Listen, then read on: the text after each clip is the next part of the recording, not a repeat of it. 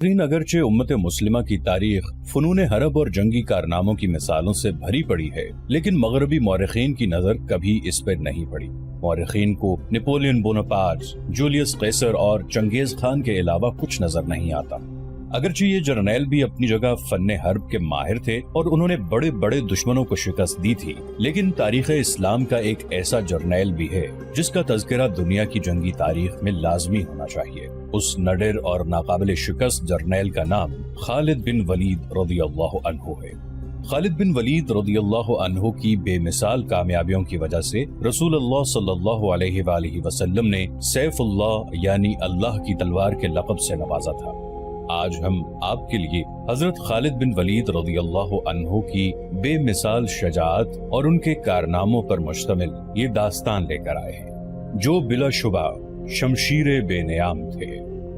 लेकिन नाजरीन, वीडियो में आगे बढ़ने से पहले आपसे दरखास्त है कि हमारे इस चैनल को सब्सक्राइब कर लें और वीडियो के नीचे मौजूद बेल आइकन को जरूर क्लिक कर लें ताकि हमारी नई आने वाली वीडियोस आपके पास बर वक्त पहुंच सकें। वो मुसाफिर अरब के सहरा में अकेला चला जा रहा था। 8 हिजरी के जमाने में अरब का वो इलाका जहां मक्का और मदीना वाक़े है, बड़ा ही खौफनाक सहरा हुआ करता था, जलता और इंसानों को झुलसाता हुआ रेतजार। एक तो सहरा की अपनी सोबतें थीं, दूसरा खतरा रहजनों का था। मुसाफिर काफिलों की सूरत सफर किया करते थे, लेकिन ये मुसाफिर अकेला चला जा रहा था। वो आला नस्ल के जंगी घोड़े पर सवार था। उसकी जिरा घोड़े की जीन के साथ बंधी हुई थी। उसकी कमर से तलवार लटक रही थी और उसके हाथ में बर्छी थी। उस जमाने में मर्दों के कद दराज, सीने चौड़े और जिस्म गठे हुए होते थे। ये अकेला मुसाफिर भी उन्हीं मर्दों में से था, लेकिन जिस अंदाज से वो घोड़े की पीठ पे बैठा था, उससे पता चलता था कि वो शहसवार है और वो कोई मामूली आदमी नहीं। उसके चेहरे पे खौफ का हल्का सा भी तासुर नहीं था कि रहजन उसे लूट लेंगे, उससे इतनी अच्छी नस्ल का घोड़ा छीन लेंगे और उसे पैदल सफर करना पड़ेगा। लेकिन उसके चेहरे पे जो तासुर था वो कुदरती नहीं था। वो कुछ सोच रहा था, यादों से दिल बहला रहा था या कुछ यादों को जहन में दफन करने की कोशिश कर रहा था। आगे एक घाटी आ गई। घोड़ा चढ़ता चला गया। खासी बुलंदी पर जाकर जमीन हमवार हुई। सवार ने घोड़ा रोककर उसे घुमाया और रकाबों पर खड़े होकर पीछे देखा। उसे मक्का नजर न आया। मक्का उफक के नीचे चला गया था। अबू सुलेमान, उसे जैसे आवाज सुनाई दी हो, अब पीछे ना देखो, मक्का को जहन से उतार दो। तुम मर्दे मैदान हो, अपने आप को 2 हिस्सों में ना कटने दो। अपने फैसले पर कायम रहो, तुम्हारी मंजिल मदीना है। उसने मक्का की समत से निगाहें हटा ली। घोड़े का रुख मदीना की तरफ किया और बाग को हल्का सा झटका दिया। घोड़ा अपने सवार के इशारे समझता था। नपीतुली चाल चल पड़ा। सवार की उम्र 43 बरस, लेकिन वो अपनी उम्र से जवान लगता था। सुलेमान उसके बेटे का नाम था। उसके बाप का नाम अल वलीद था, लेकिन सवार ने खालिद बिन वलीद की बजाय अबू सुलेमान कहलाना ज्यादा पसंद किया। उसे मालूम न था कि तारीख उसे खालिद बिन वलीद के नाम से याद रखेगी और ये नाम इस्लाम की अस्करी रिवायात और जज्बे का दूसरा नाम बन जाएगा। मगर 43 बरस की उम्र में जब खालिद मदीना की तरफ जा रहा था, उस वक्त वो मुसलमान नहीं था। छोटी छोटी झड़पों के अलावा वो मुसलमानों के खिलाफ 2 बड़ी जंगें, जंगे ओहद और जंगे खंदक लड़ चुका था। जब रसूल करीम सल्लल्लाहु अलैहि वसल्लम पर 610 ईस्वी बरोज सोमवार पहली वही नाजिल हुई, उस वक्त खालिद की उम्र 24 साल थी। उस वक्त तक वो अपने कबीले बनु मखजूम की अस्करी कुव्वत का कायद बन चुका था। बनु मखजूम का शुमार कुरैश के चंद एक मुअज़्ज़ज़ खानदानों में होता था। कुरैश के अस्करी उमूर इसी खानदान के सुपुर्द थे। कुरैश खालिद के बाप अल वलीद के अहकाम और फैसले मानते थे। 24 बरस की उम्र में यह हैसियत खालिद को भी हासिल हो गई थी, मगर इस हैसियत को ठुकराकर खालिद अबू सुलेमान मदीने को जा रहा था। वो महसूस करता जैसे उसकी जात से कोई कुव्वत उसे पीछे को घसीट रही हो। जब वो इस कुव्वत के असर को महसूस करता तो उसकी गर्दन पीछे को मुड़ जाती, लेकिन उसकी अपनी जात से एक आवाज उठती, आगे देख खालिद, तू वलीद का बेटा तो है लेकिन वो मर गया है। अब तू सुलेमान का बाप है, वो जिंदा है। उसके जहन में 2 नाम अटक गए, मोहम्मद रसूलुल्लाह सल्लल्लाहु अलैहि वसल्लम जो एक नया दीन लेकर आए थे, और अल वलीद जो खालिद का बाप और आप सल्लल्लाहु अलैहि वसल्लम के नए दीन का बहुत बड़ा दुश्मन था। बाप ये दुश्मनी वर्षे के तौर पर खालिद के हवाले करके दुनिया से उठ गया था। खालिद के घोड़े ने पानी की मुश्क पर अपने आप ही रुख बदल लिया था। خالد نے ادھر ادھر دیکھا، اسے گول دائرے میں کھجوروں کے درخت اور صحرا کے جھاڑی نما درخت نظر آئے۔ گھوڑا ادھر ہی جا رہا تھا۔ نخلستان میں داخل ہو کر خالد گھوڑے سے کود گیا۔ امامہ اتار کر وہ پانی کے کنارے دو زانوں ہو گیا۔ اس نے پانی چلو بھر بھر کر اپنے سر پر ڈالا اور 2-4 چھینٹے منہ پر پھینکے۔ اس کا گھوڑا پانی پی رہا تھا۔ خالد نے اس چشمے سے پانی پیا جو صرف انسانوں کے استعمال کے لیے تھا۔ یہ ایک چھوٹا سا جنگل تھا۔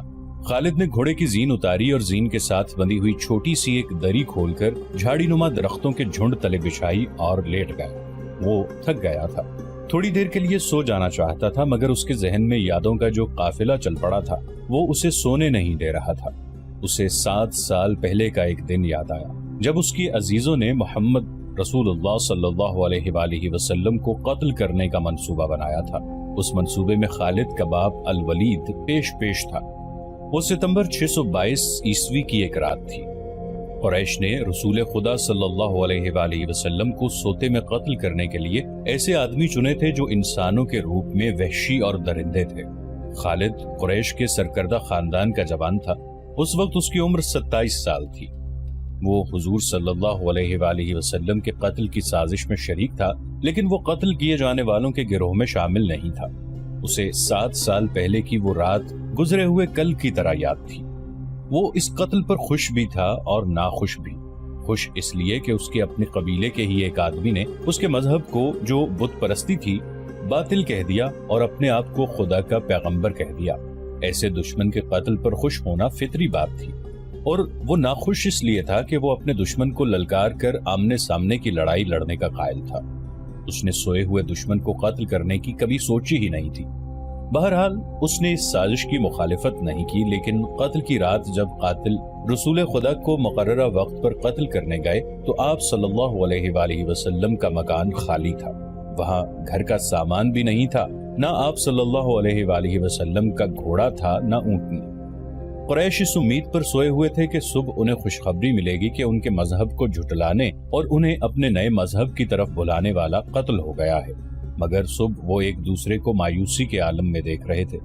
پھر وہ سرگوشیوں میں ایک دوسرے سے پوچھنے لگے، محمد کہاں گیا؟ رسول خدا صلی اللہ علیہ وآلہ وسلم قتل کے وقت سے بہت پہلے اپنے قتل کی سازش سے آگاہ ہو کر یثرب یعنی مدینہ کو ہجرت کر گئے تھے۔ صبح تک آپ صلی اللہ علیہ وآلہ وسلم بہت دور نکل گئے تھے۔ خالد کے ذہن سے یادیں پھوٹتی چلی آ رہی تھی۔ ذہن پیچھے ہی پیچھے ہٹتے ہٹتے 16 برس دور جا نکلا۔ 613 عیسوی کی ایک شام رسول کریم صلی اللہ علیہ وآلہ وسلم نے قریش کے چند ایک سرکردہ افراد کو اپنے ہاں کھانے پر مدعو کیا۔ کھانے کے بعد رسول کریم صلی اللہ علیہ وآلہ وسلم نے اپنے مہمانوں سے کہا، اے بنی عبد المطلب، میں تمہارے سامنے جو تحفہ پیش کرنے لگا ہوں وہ عرب کا کوئی اور شخص پیش نہیں کر سکتا، اس لیے کہ اللہ نے مجھے منتخب کیا ہے۔ مجھے اللہ نے حکم دیا ہے کہ تمہیں ایک ایسے مذہب کی طرف بلاؤں جو تمہاری دنیا کے ساتھ ساتھ تمہاری عاقبت بھی آسودہ اور مسرور کر دے گا۔ اس طرح رسول خدا صلی اللہ علیہ وآلہ وسلم نے پہلی وحی کے نزول کے 3 سال بعد اپنے قریبی عزیزوں کو اسلام قبول کرنے کی دعوت دی۔ خالد اس محفل میں نہیں تھا، اس کا باپ مدعو تھا۔ اس نے خالد کو مذاق اڑانے کے انداز میں بتایا کہ عبد المطلب کے پوتے محمد صلی اللہ علیہ وآلہ وسلم نے کہا ہے کہ وہ اللہ کا بھیجا ہوا نبی ہے۔ ہم جانتے ہیں کہ عبد المطلب قریش کا ایک سردار تھا۔ الولید نے اپنے بیٹے خالد سے کہا، بے شک محمد کا خاندان اعلیٰ حیثیت رکھتا ہے، لیکن نبوت کا دعویٰ اس خاندان کا کوئی فرد کیوں کرے؟ اللہ کی قسم اور حبل اور عزا کی، میرے خاندان کا رتبہ کسی سے کم نہیں۔ کیا نبوت کا دعویٰ کر کے کوئی ہم سے اونچا ہو سکتا ہے؟ آپ نے اسے کیا کہا ہے؟ خالد نے پوچھا۔ پہلے تو ہم چپ ہو گئے، پھر ہم سب ہنس پڑے، الولید نے کہا۔ لیکن محمد کے چچا زاد بھائی علی نے محمد کی نبوت کو قبول کر لیا ہے۔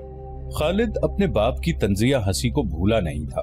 خالد کو 629 عیسوی کے ایک روز مکہ اور مدینہ کے راستے میں ایک نخلستان میں لیٹے ہوئے وہ وقت یاد آ رہا تھا۔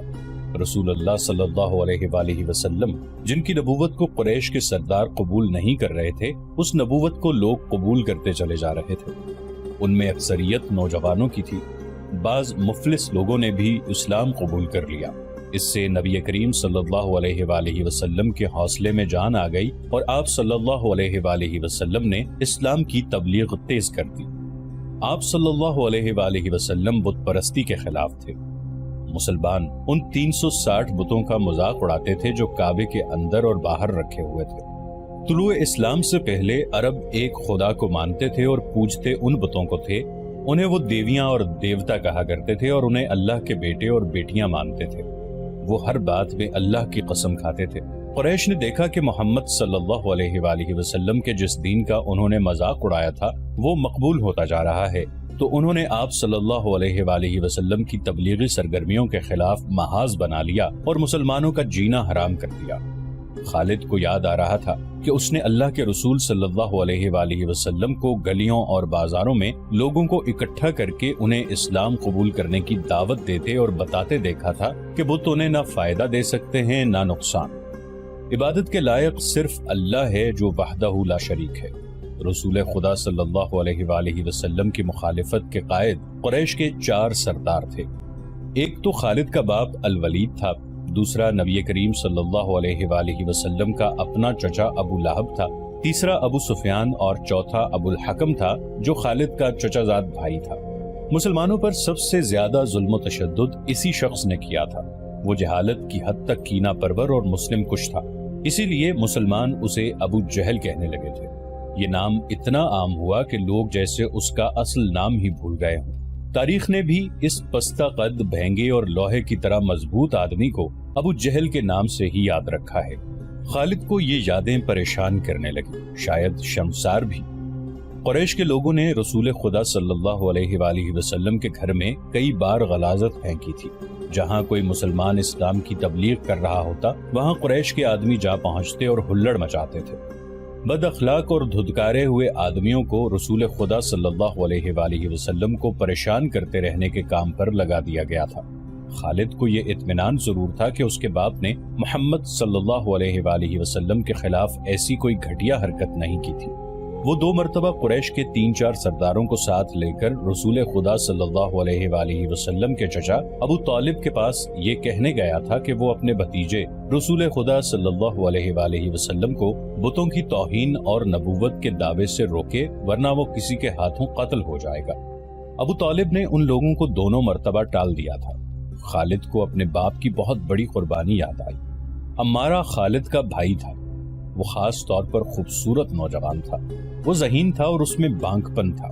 خالد کے باپ الولید نے اپنے اتنے خوبصورت بیٹے عمارہ کو قریش کے 2 سرداروں کے حوالے کیا اور انہیں کہا کہ اسے محمد کے چچا ابو طالب کے پاس لے جاؤ اور اس سے کہو کہ میرا بیٹا رکھ لو اور اس کے بدلے محمد صلی اللہ علیہ وآلہ وسلم ہمیں دے دو۔ خالد اپنے باپ کے اس فیصلے پر کانپ اٹھا تھا، اور جب اس کا بھائی عمارہ دونوں سرداروں کے ساتھ چلا گیا تھا تو خالد تنہائی میں جا کر رویا تھا۔ ابو طالب، سرداروں نے عمارہ کو رسول کریم صلی اللہ علیہ وآلہ وسلم کے چچا کے آگے کر کے کہا، اسے تم جانتے ہو، یہ عمارہ بن الولید ہے۔ تم یہ بھی جانتے ہوگے کہ بنو ہاشم نے، جس کے تم سردار ہو، ابھی تک اس جیسا سجیلا اور عقل مند جوان پیدا نہیں کیا۔ یہ ہم ہمیشہ کے لیے تمہارے حوالے کرنے آئے ہیں۔ اسے اپنا بیٹا بنا کر رکھو گے تو یہ تمام عمر فرما بردار رہے گا، اور اگر اسے اپنا غلام بناؤ گے تو قسم ہے اللہ کی تم پر اپنی جان بھی قربان کر دے گا۔ مگر تم اسے میرے حوالے کیوں کر رہے ہو؟ ابو طالب نے پوچھا۔ کیا بنو مخزوم کی ماؤں نے اپنے بیٹوں کو نیلام کرنا شروع کر دیا ہے؟ کہو اس کی کتنی قیمت چاہتے ہو؟ اس کے عوض ہمیں اپنا بھتیجا محمد صلی اللہ علیہ وآلہ وسلم دے دو۔ قریش کے ایک سردار نے کہا، تمہارا یہ بھتیجا تمہاری رسوائی کا باعث بن گیا ہے۔ اس نے تمہارے آباء و اجداد کے مذہب کو رد کر کے نیا مذہب بنا لیا ہے۔ کیا تم دیکھ نہیں رہے کہ اس نے قبیلے میں آدمی کو آدمی کا دشمن بنا دیا ہے؟ تم میرے بھتیجے کو لے جا کر کیا کرو گے؟ قتل۔ قریش کے دوسرے سردار نے جواب دیا، ہم محمد صلی اللہ علیہ وآلہ وسلم کو قتل کریں گے۔ یہ بے انصافی نہیں ہوگی؟ تم دیکھ رہے ہو کہ ہم تمہارے بھتیجے کے بدلے تمہیں اپنا بیٹا دے رہے ہیں۔ یہ بہت بڑی بے انصافی ہوگی۔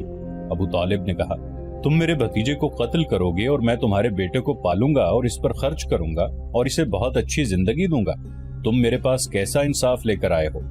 میں تمہیں عزت سے رخصت کرتا ہوں۔ خالد نے جب اپنے بھائی کو اپنے سرداروں کے ساتھ واپس آتے دیکھا اور سرداروں سے سنا کہ ابو طالب نے یہ سودا قبول نہیں کیا تو خالد کو دلی مسرت ہوئی تھی۔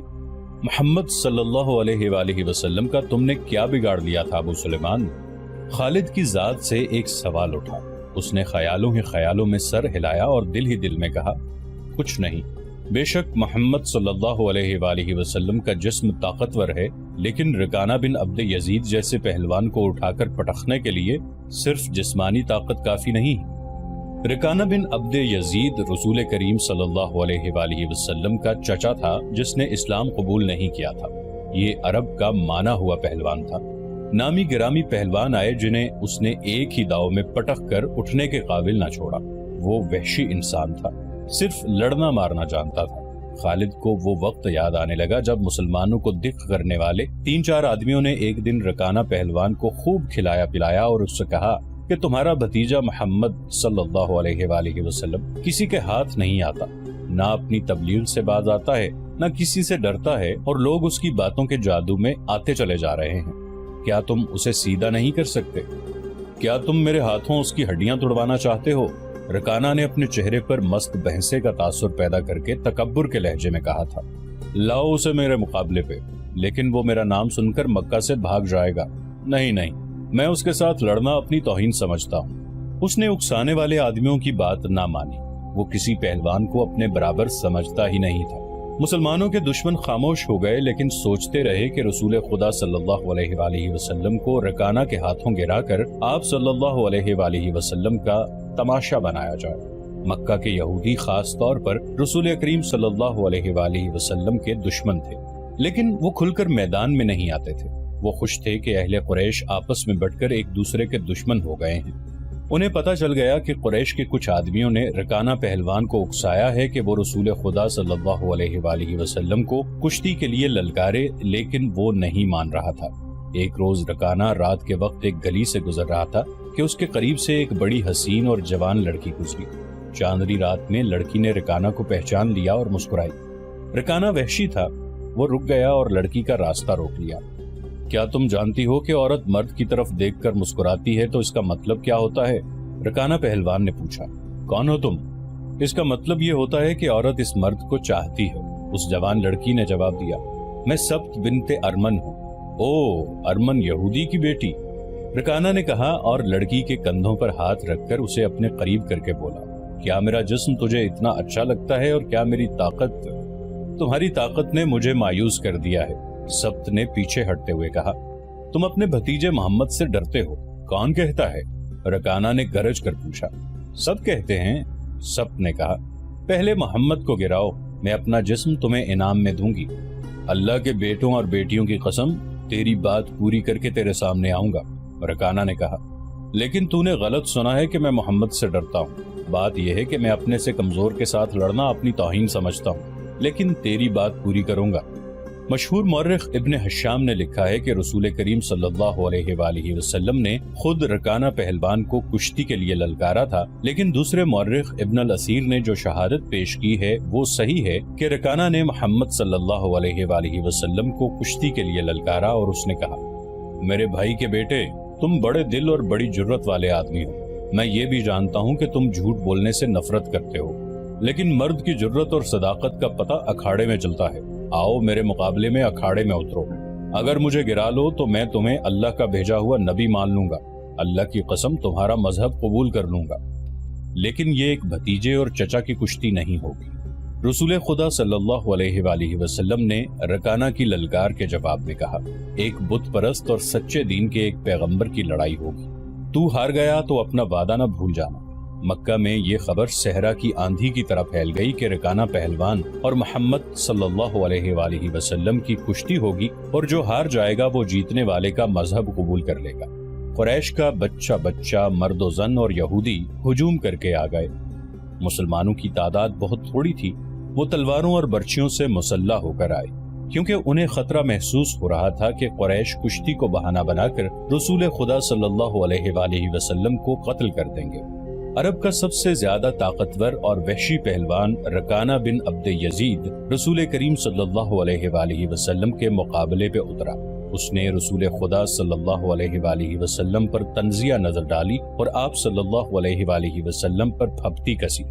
آپ صلی اللہ علیہ وآلہ وسلم مکمل خاموشی اور اطمینان سے رکانہ کی آنکھوں میں آنکھیں ڈال کر دیکھتے رہے کہ وہ بے خبری میں کوئی داؤ نہ کھیل جائے۔ رکانہ آپ صلی اللہ علیہ وآلہ وسلم کے ارد گرد یوں گھوما جیسے شیر اپنے شکار کے ارد گرد گھوم گیا ہو اور اب اسے کھا جائے گا۔